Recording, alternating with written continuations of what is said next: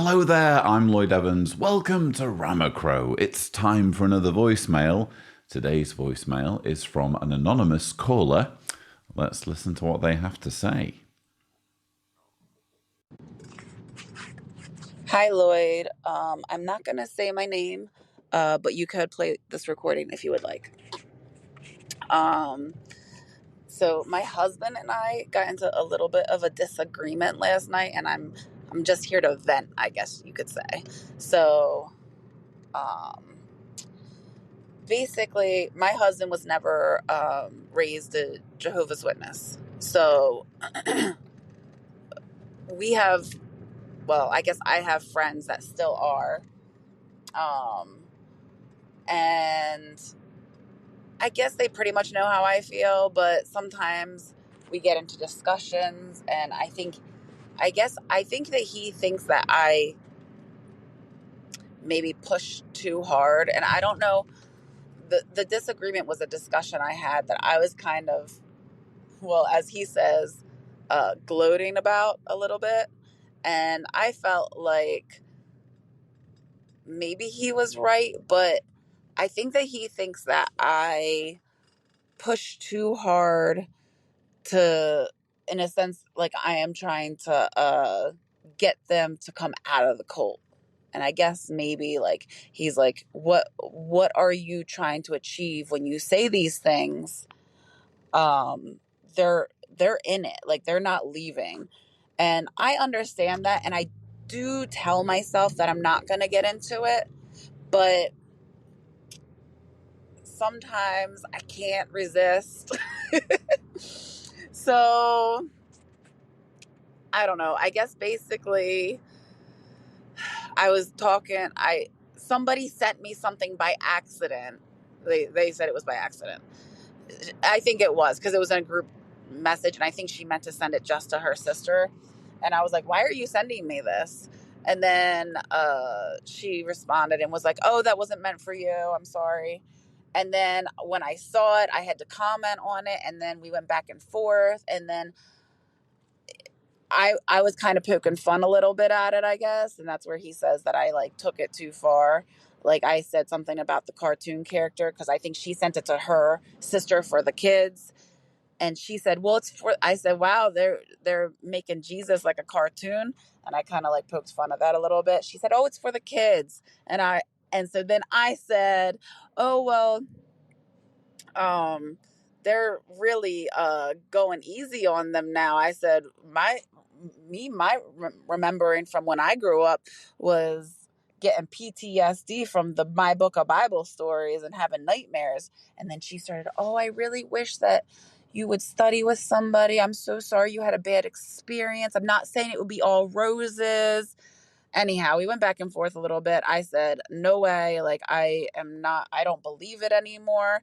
And I don't agree with the whole God is gonna kill everyone that's not a JW." And that never sat well with me. Anyhow, that was kind of how it ended. They didn't say anything after I said that. And he also says that you push too hard and you're going to lose your friends. And I told him, like, honestly, I don't think that I will, because at this point I've said a lot of things and they would have already, like, I guess, disowned me or shunned me. But I told him also, I said, if they're going to shun me because I say what I feel, then they're not my friends. So, at this point, I don't think they will. I've said a lot of things that, like, according to the religion, they should shun me, and they don't. So, anyhow, I don't know. I guess it was just a disagreement, and I think that he misunderstood where I was coming from. And I also explained to him. I said, for so long, because I had left for 10 years, but was still believing for 10, like over 10 years. So that whole time I was still believing, people would always corner me and preach to me and whatnot. And I I just didn't say anything because I felt like I was doing the wrong thing and I couldn't say anything. So I just felt uncomfortable.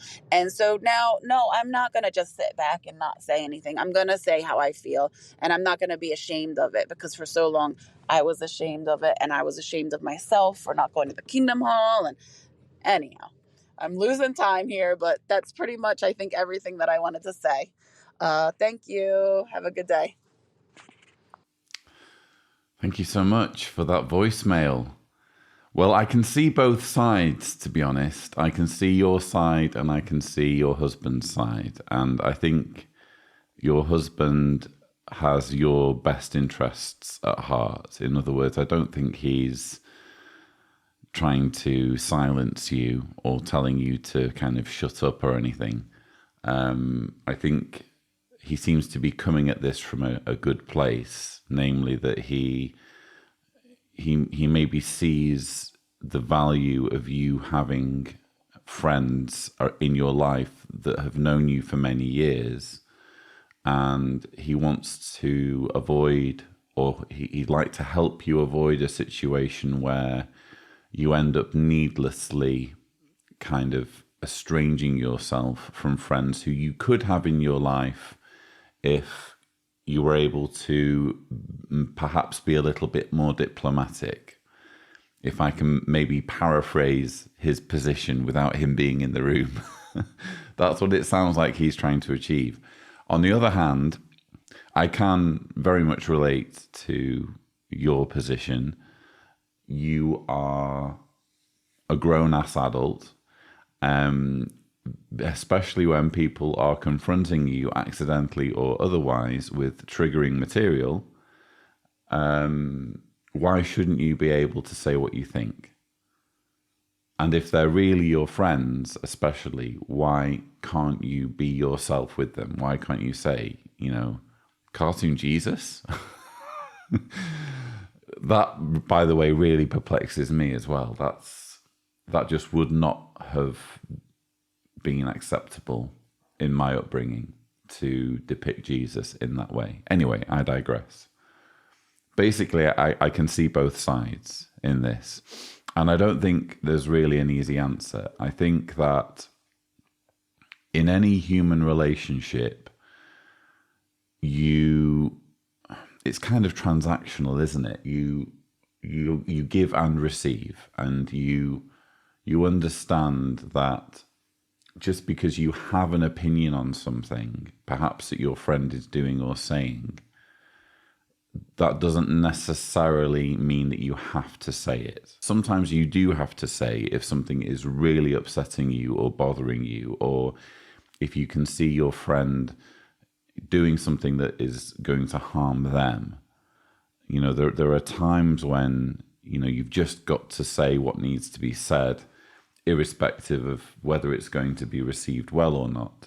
But there are, in my experience, many times when you're in a friendship where it pays to exercise a little bit of restraint. I think we can all kind of intuitively sense that not everything, just because you can say something doesn't mean you should say something. But that said, I do have an issue, I guess, especially, the older I get, with surrounding myself, or the idea of surrounding myself with people who have expectations of me that I cannot fulfill.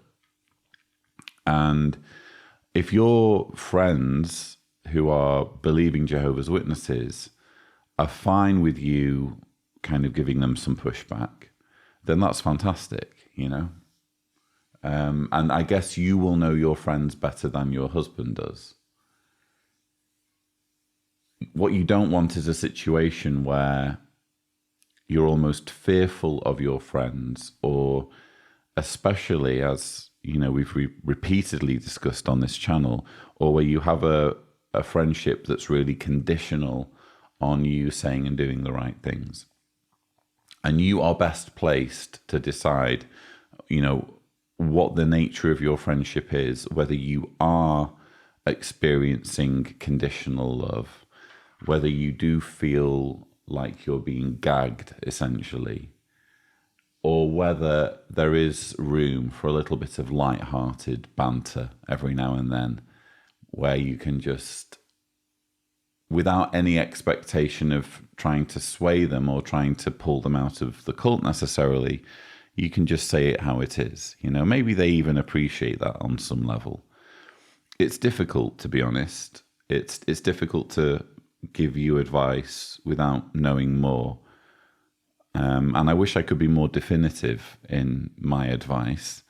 I think more than anything, like you say, you just needed to vent, didn't you? And we all need to vent sometimes. But I don't think there's a right or wrong answer here, to be honest. I think everything depends on, well, really a number of variables. You know, what's the nature of the quote unquote gloating? How badly do you need these friends in your life? Do you feel as though they are conditional friends? Or is it a case of, you know what, if they're going to shun me, I'm going to go out with a bang, you know? You know the ins and outs of all of these different variables, and you should be able to decide whether you're comfortable maintaining the friendships with these people. And it's nice, isn't it, really, to have a partner who cares about you having people in your life, because probably what your husband doesn't want is for you to be lonely, or to have a situation where it's just you and him and you don't have any friends who you can vent to and chat with and, you know, have some kind of interaction with someone other than him. I really do feel like, based on what you've said, he's coming at this from a good place. And I think there's something to be said, or there's a lot to be said for partners or spouses who've never been Jehovah's Witnesses, who have your back and who want to help you navigate life post-cult in a healthy way. And I think that's more or less what he's trying to do. Really, it's for you to decide, though, to what extent you actually want these people in your life. And if you do feel as though there's no point having their friendship if you have to constantly bite your lip, that's your call. You know, you get to make that decision. So I hope some or all of what I've said is useful. Don't forget that if you'd like to leave a voicemail, the thing to do is go to speakpipe.com/Cedars, remembering to indicate clearly if you don't want me to broadcast your message on this channel. But that's all we have time for. Thank you so much for watching.